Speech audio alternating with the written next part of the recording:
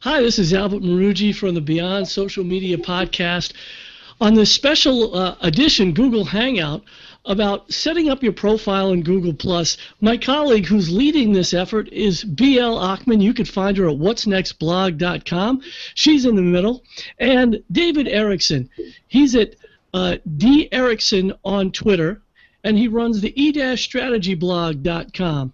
He'll have some insights on using photos in your profile. BL, looking forward to this hangout. Thank you, everybody who's joining us. And we want to spend a little time today demystifying how you get started in Google+. And if you're here already, we want to help you make the most of your profile, because your profile is a really important part of how effective you can be with Google+. But first, I just want to talk a little bit about why you should be here. A lot of people are saying that Google+ is a graveyard, and there's 500 million people in Google+. That's hardly a graveyard. The same people who said in 1995, websites, nobody's ever going to need a website. I'll never use a credit card on the internet. The same people who said in 2000, blogs, how silly, what a fad. And the same people who said in 2007, Twitter, who cares what you had for lunch.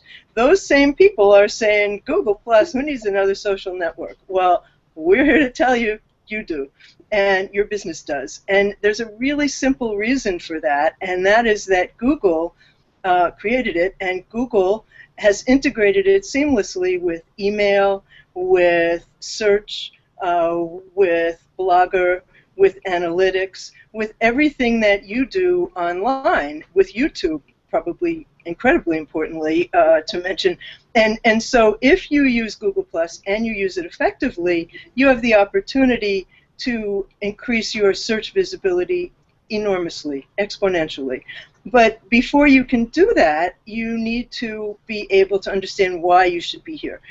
The Hangout on Air that is provided by Google+, we're doing one right now, is a free webinar facility that automatically creates a video that goes to YouTube. As soon as we're done, this video will be on YouTube, where we will then have the opportunity to brand it, to add notations to it with our names and a link to subscribe to our YouTube channel, which, by the way, you have to integrate with Google+. And so that is probably the sea change that is the biggest, is that all of a sudden you can have as many as 10 people in a Hangout on Air, absolutely free of charge, and you can have 1 million watching. The White House has 1 million watching. NASA has 1 million watching. Burberry has 1 million watching, and some other really smart brands who are using this platform well. So that's a really major reason. The next reason is that if you do this right, you will show up in search in a way that is absolutely different than was ever possible. The other thing is communities. The communities here are the most helpful that we've encountered on the internet, with people at the highest level and the most willing to share information and help each other. So that said, let's show you how you do it. So the first thing you need to do, I'm going to share my screen with you, and hold on one second while I get that going. This profile is for Benny Bix Ochman. He's my dog, as many of you know. And so when you get to Google+, on the home page here, right at the top, there's a G+, you mouse over it, and when you want to set up your profile, you go to Profile, takes you to this page. What you get is this generic background. This automatically says this is a person who doesn't really use Google+. So the first thing we want to do is change this cover photo. And in order to change the cover photo, we're going to go from a picture that I already uploaded here so that you can see it, and it's already sized by a platform that's called, help me out here, what's it called? Dave, what's the name of the Social Media Image Maker. Social Media Image Maker. Okay, so it automatically sized this photo correctly for me for Google's responsive design. I'm now going to make the crop of it, and I'm going to say, let's make this the cover photo. In a second, this is what we'll see. Okay, the next really important thing here, and Dave's going to talk to you about this in a little while, why this is so important, is the photo that you use as your profile photo. The reason it's important, and the one I have in here right now is terrible, the reason it's important is that this little profile photo is going to show up next to your email. If you do this right, it's going to show up in search. It's going to show up wherever you go on the internet that's related to Google. So we're going to click on here to change this photo to one that's going to be a better one to use. And I'm going to take the one that I'm using now is absolutely awful, because when you reduce it to postage stamp size, it absolutely disappears. So you want one that when it's reduced to a small size, is still going to be clear and still going to work for you. So this is the one that we're going to use. I'm going to share it right now, and here you have my profile photo. So I have, in a matter of seconds, set up the cover. So okay, let me show you. When you come to somebody who does not have a tagline and they do not have a photo, this is what you're going to see. You're going to see this blank headshot on a generic background, and you're going to know right away that this person does not know how to use Google+. Okay, if you do this correctly, when you see yourself in search, you're going to find your little headshot that comes up. You're going to find the number of people who are following you on Google. You're going to find links to your Google+ page, and if you do this really, really right, you're going to get what my friend Howard Rheingold gets, which is an entire half page of your accomplishments taken from search. So Howard has more than 1 million people who follow him on Google+, because he is an early adopter of all technology, and in fact, the person who predicted what was going to happen with the internet way back in the early 90s. And so his books and his webinars and his bio and his Wikipedia page and everything else about him comes up in search when you put his name into Google. And that is because he has correctly filled out his profile and he actively uses Google+. I'm going to now tell you the next thing that's really important, and that is when you go to the section about yourself, you need a tagline. And I'm going to make a tagline right here. I'm going to say, I'm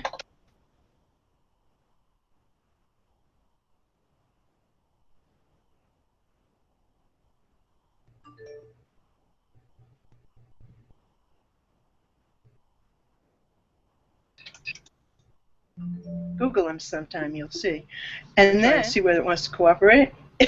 Let me do it. Okay, thank you, Google.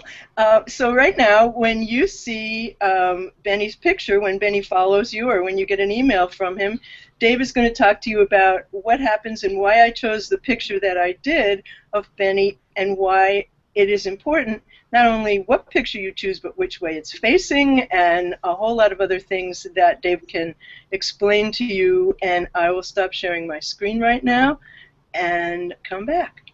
So as BL's talking about, it's important to have at least change your cover photo, change your profile picture, because people make a judgment visually. I mean, we all consume information visually and make a snap judgment on whether they want to follow you or not based on the visual information that they see, your cover photo and your profile picture. And if you have the default cover photo and the default profile head silhouette, people are just going to think you're inactive, and there's no real incentive for them to follow you on Google+. So as you're trying to build out your network, that's going to be an impediment. So the first thing you want to do is spiff out what you look like on Google+. So I'm going to show you some of the psychological prompts that can help you on your way towards maximizing your visual profile on Google+. What you're looking at right now is a Google Plus page with eye tracking technology applied to it. This is the old Google Plus page, but the principle remains the same. So these are heat maps developed by a company called iTrack Shop. And as you can see on the left side, the red spot is where the attention is focused most intensely by users. And on the right side is an opacity map, which lets you see the content beneath that intensity of gaze. And so, as you can see from the red spot right here, the focus is most intensely focused on a photograph and on the face of a person in that photograph. As human beings, we are naturally drawn to see each other, to look for faces. This is a heat map for a LinkedIn profile, and the intensity of gaze right here is on the headline of the person for this profile. And as you see from the opacity map, there is a focus on the picture, and in this picture the person's eyes are pointing toward the headline, and so it draws the viewer's eye toward the headline of that person's profile, towards that person's name. In this heat map, this is a heat map of a Sunsilk print ad, and on the right side you can see that people are looking at the face of the woman in the ad. You'll notice that the woman is looking directly at the viewer, and the intensity of gaze is up at the headline right here. On the other one, though, the woman's gaze is at the product itself, and you can see the intensity of gaze at the woman's eye, and you're drawn, the people who are looking at the ad are drawn from the eye, which is pointing to the product itself. Search, here's a search for my name, and as you scroll through the results here, here's my YouTube profile, which is attached to my GooglePlus circle, and my photograph shows up next to my YouTube profile. My eyes are pointing inward at the content, towards the link to my name, towards the link to my GooglePlus circles. That helps me build my network. Just drawing the viewer's name into that, they're more likely to click on my GooglePlus and want to connect with me. Now, when it comes to somebody wanting to connect with you on Google+, this is a screenshot of Benny wanting to connect with me on Google+, and a notification I get through email of that request. And so with now, as it's changed with the background photo that BL changed, and with the photograph of Benny standing out, it gives me a lot more compelling information from which to decide whether or not I want to connect with Benny. And then the tagline, of course, is additional important information to make that decision. And of course, I want to connect with Benny because Benny is a cute dog online. So why wouldn't I want to? So so those are several ways that you can think about how to spiff up your profile on Google+. Well, and I want to just point out that what we showed you is essentially the tip of the iceberg, but it will allow you to get started. There's much more that you need to add to your profile, including the links that you have all around your social profile on the internet, links to places that you perhaps write for, or you can have your entire resume on there. And what you need to do, and this is a whole nother topic of discussion, is to claim authorship of your content, which is a matter of putting a little bit of code onto your blog or website so that every time you write an article, you will get credit for it in search. There's a lot more to learn here. This is a complex tool, but you can get started by starting to fill out your profile, which is what we were hoping that we could help you accomplish today. In the same way that you could create your own website, you can go ahead intrepidly into Google+ and try and maximize your use of it, or you can get some help, and we're here to help you if you'd like some help, because there is a lot to learn and an enormous amount to gain from using this platform correctly. BL, thanks so much for this introduction to setting up your Google+ profile. For more, watch the Beyond Social Media Show. You can watch us on our YouTube channel, Beyond Social Media Show, on the Google Plus page right here, Beyond Social Media Show. Subscribe to our podcast. You can also follow BL Ochman on her blog at whatsnextblog.com. Whatsnextblog.com. She also writes for Ad Age, so you'll see her articles there. And then on Twitter, she's at What's Next. Then David Erickson.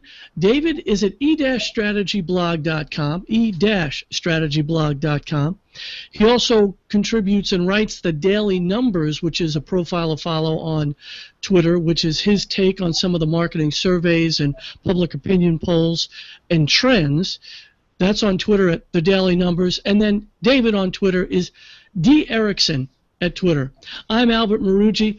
Follow me with my colleagues on the Beyond Social Media Show. We look forward to seeing you next time. Thanks so much.